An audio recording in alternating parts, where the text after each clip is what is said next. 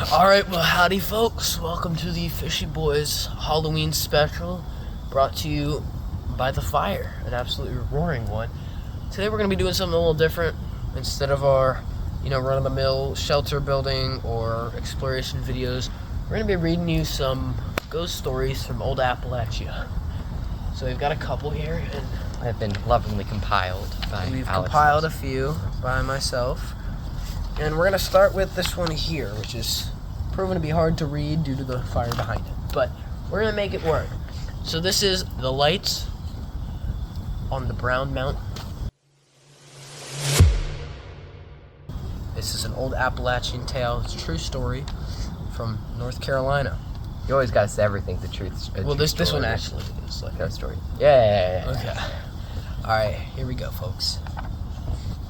They say if you stand on the ridge near Linville, George, on a still moonless night, you could see them. The lights. Tiny orbs, glowing red and white, floating from the mountain like ghostly lanterns, drifting through the trees before fading into nothing. Now the old folks say the lights first showed up after a terrible battle between the Cherokee and the Catawba Long before the white settlers ever came, when the fighting was over, the women of the villages went searching for their husbands and sons. They carried torches, calling names, and no one answered, but on some nights, their spirits still walk the ridges. Their lights searching for the lost. But that ain't the only story. One night back in the 1910s, a railroad worker named Eli Tompkins was walking home from his shift, and he took a shortcut through the mountain. Even though folks told him not to, the air was thick with fog, and the woods were so quiet, he could hear his boots crunch the leaves. Then he saw it, a light, floating ahead of him on the trail. It looked like someone holding a lantern, bobbing slow through the dark. He called out, thinking maybe it was another worker who was lost too. The light stopped. Eli took a step closer, and it drifted away, faster. He followed it deeper into the trees until the fog swallowed everything that flickered. But that flickering glow... The fog swallowed everything but that flickering glow. Then, as sudden as lightning, the light shot straight up into the air and vanished. When they found Eli the next morning, he was sitting against a tree, his face pale as milk, eyes wide open. He never spoke again. Even now, campers swear they've seen those lights dancing above the George long after the midnight. Some say they're spirits of the Cherokee women. Others say they're souls of miners or the railroad men who never came home. But if you ever see one of those lights on the Brown Mountain, don't follow it. No one who does ever finds their way back down. That was good. I liked that. Yeah, a lot of these stories are just like a big piece of like local lore and history. It's very important that we preserve this. Nice thing about the Appalachian Mountains is there's a lot of these stories similar to these that people swear by. People say, this really happened to me. And I think that's really interesting. It is. We're a little too far north to really fit in the Appalachian mountain range, but one day on this channel we will purchase land, hopefully in that area, because we want to investigate some of these stories. And if you want to get at the very least, travel the trail. Definitely travel. Meet the locals. It's a really cool area. Now Spencer is going to go ahead and not sing, but read you this story. Maybe sing in a way. Careful holding up on fire. It's so difficult to read. Back in the 1920s, near a little hollow outside Logan, there was a coal mine called Raven's Gap. It was the kind of place where men went before dawn and came back up after dark, if they came back at all. One day, a cave-in trapped 6 miners deep underground. Rescue crews worked for 2 days straight, digging, shouting, praying. By the time they reached them, it was too late. Only one body was ever found. Jonas Pritchard, a young man with a crooked grin and a newborn baby waiting at home. The others were never recovered. The mine closed a month later, but that's when folks started seeing the light. Late at night, people walked near the old shaft. They'd see a dim blue glow moving through the trees. It looked just like a miner's lantern, swinging slow and steady, as if someone was walking a shift that never ended. One night, an old foreman named Harlan Briggs decided to see for himself. He bought a flask and a lantern, swore he wasn't afraid of ghosts, and he went down the abandoned shaft alone. The next morning, the sheriff found Harlan's lantern by the tunnel mouth, still burning, but Harlan was gone. All they ever found was a handprint in the cold dust on the wall, glowing faintly blue. Now, folks say that on quiet nights when the mist rolls in, you can still see two lanterns moving together in the dark, one ahead, one behind, like a miner finally found a friend to walk the tunnels with. But if the light ever stops moving and turns toward you, don't stare too long. They say that's Jonas still looking for a way out.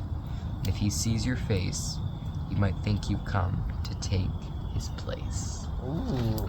See, what's interesting about these stories is so many of them have overlapping connections. Like, Yeah. That's also about It's lights just in the hills. the local So, lore. What really is whatever. going on over there? What? And it's our little intermission here. I'm going to tell you about a little promotion we're running on our channel. It's not an ad read or anything. It's actually some charity you can help us with. So every time you subscribe, we're going to donate $1 to the Wounded Warrior Project. Actually, both of us are going to donate $1. So he's going to match my donation of $1, which is every epic. subscribe, we will donate $2. $2 to the Wounded Warrior Project, because we want our children and their children to enjoy the great country we live in, and we want to do everything we can to support the men and women who fight and defend our country every day. This is only running until We don't have that much money. November 11th. We're a small channel. We don't have we too are much broke money. teenagers. But we want to. This is a very famous ghost story called "The Girl Dressed in White." It was a foggy October night, sometime back in the 1940s. A young man named Tommy Hensley was driving home from a dance over near Boone, North Carolina. The mountain road wound back and forth like a snake, and the mist hung low, thick enough to choke a headlight. As he rounded a curve, he saw something pale on the roadside, a girl standing there in a white dress. She looked maybe 17, her hair long and wet from the fog, her bare feet gray with dust. Tommy pulled over and said, "You all right, miss?" She nodded barely and said in the softest mountain drawl, "I need to get home, up the ridge road." Now Tommy was a gentleman. He opened the door and offered her his coat. She climbed in without a word. As they drove, he tried to talk, but she just stared out the window, her hands folded in her lap.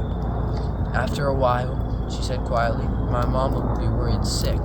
I shouldn't have stayed out so late." A few miles up the ridge, she pointed towards an old farmhouse with one porch light glowing. "This is me," she said. Tommy turned and wished her good night, but the passenger seat was empty. His coat lay folded near a Sunday shirt, right where she'd been sitting. Shaken, he drove to the house and knocked on the door. An old woman answered, a lantern in her hand. Tommy stammered out his story about the girl in white, how he picked her up and brought her home. The woman's face went pale. "You saw my daughter, didn't you?" she whispered. "My sweet Anna. She died 10 years ago. Right on that curve." She pointed down the road, and Tommy could just make out the old wooden cross by the ditch, half buried in weeds. The name Anna Hensley carved onto the wood. They say on foggy nights you could still see the girl in white, thumbing a ride on the ridge road. She never speaks much, never smiles. If you give her a lift, she'll vanish before you reach the gate. And your coat or jacket or even your blanket will be neatly folded on the seat beside you. I don't know about you, but That's pretty cool. that's real cool. And that seems like a Aren't you version. near Boone, North Carolina? A little bit. Boone. Yeah. You're not I too, mean, that's I've a little been- more inland, but Yeah, I lived for a bit in Dare County, yeah. which is Outer Banks. But that's a real cool story, and another common theme between these stories is just that lost in the mountains feeling. Yeah, And that's what terrified the people there. that really, yeah. It also feels like, kind of sounds familiar to other stories I've heard just around here, where like the hitchhiker really. who you pick up and then they disappear and you find out Crazy. that they were Maybe in all these ghost. mountains, something's really going on sinister. We're gonna get Maybe. this fire going up a little bit, and we'll be right All back right. for our next story. How's it going, folks? We are back. We've got another great story to read for you, coming right up from my friend Spencer here. Take it away.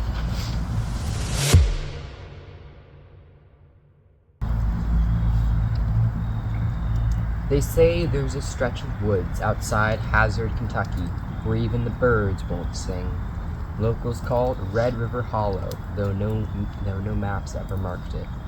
And folks who've gone wandering down there after dark, they don't always come back the same. Back before the mines came, the hollow was home to a woman named Mara Riddle.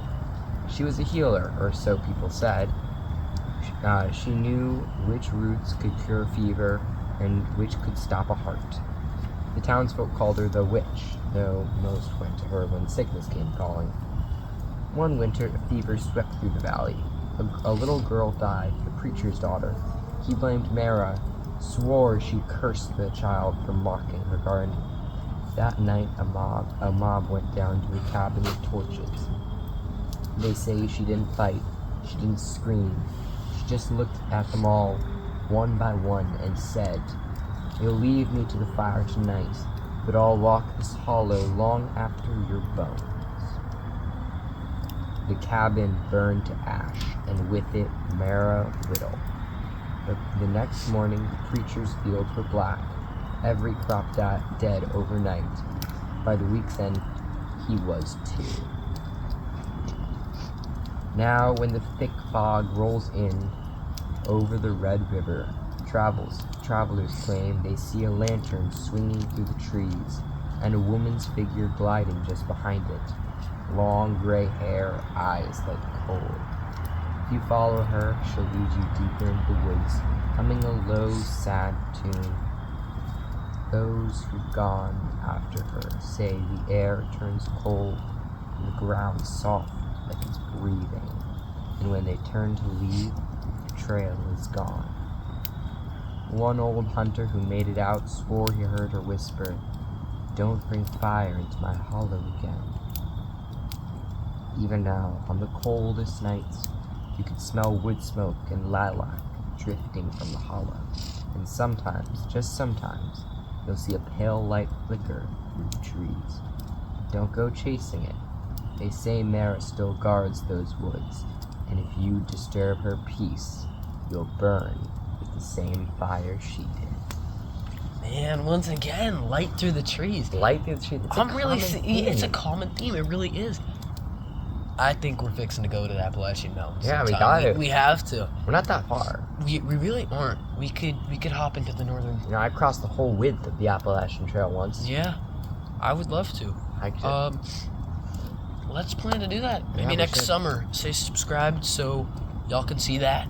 I don't do it for summer. I can do it sooner. Yeah, we could do it sooner.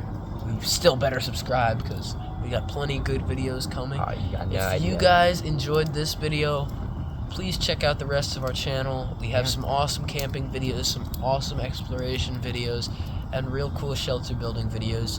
And If you fishing. and fishing. If you want more videos like this, go ahead and leave a comment. We really appreciate your support and Any kind feedback. words. Any feedback is totally welcome. Thanks for watching, and I hope you enjoyed this video on the Fishy Boys YouTube channel. Have a happy Halloween. Have a happy Halloween. Signing off. Oh, that was good. That was good.